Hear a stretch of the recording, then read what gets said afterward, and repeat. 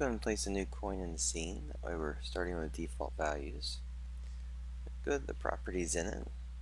So the second one we're going to take a look at are the pickup points.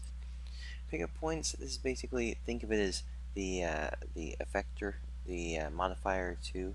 So when the player triggers the coin, then it's going to say how do you want to trigger the item that triggered this object.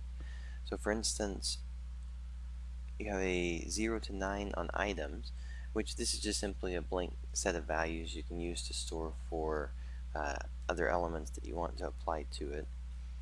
The other part is that you can get into things that actually have properties already established for you.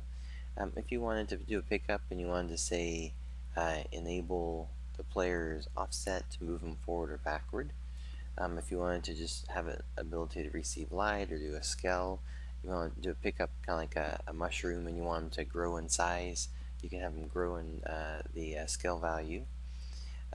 You can also enable things like when it comes to this part, there's a P. P just means that this is going to be player specific. So these, notice when I drag across, there's a lot of different options available. Hopefully this will be providing at least a start to a list of things that you can kind of come up with to create some different options for your player or for items that wind up touching it. For us though, if we wanted to here, let's do a let's just go to the one that's currently being used. So on this one we currently have the score point value being used for the coin pickup, and the option in order to use any of these, you have to make sure you click on the enable item.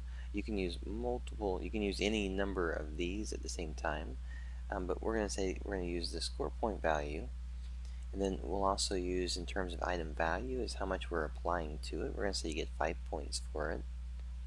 And then there's an operations. You can either have none on the operation, meaning it takes the point value and just has 5 every time for the player. You could say it adds 2, meaning that every time you go to this one, it's going to add 5 to the current value, so it would be 5, 10, 15. And then you can do a subtract from, which would just, you can subtract from it. So if you wanted to subtract from where the health currently is and take it down that way. And then also you can do a replace completely. So if you wanted to replace the player's run speed with something completely different, you could use that one for it.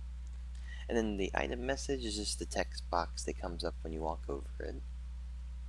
Alright, so on the right hand side we have tween time. These are going to be basically set up for anything that has a value for animation type. So for instance, like scaling, you may scale an item up in 1 second and then scale the item back down. So those type of things are going to be set up for those. And it's a little bit challenging in terms of figuring out which one it is at the moment, but think of anything that looks like it would have a variable number like scale, this side would actually apply to it. Alright, so that's going to be basic for the point one. We'll do a couple of examples here and let you see how you can change it and how it can affect the player with it.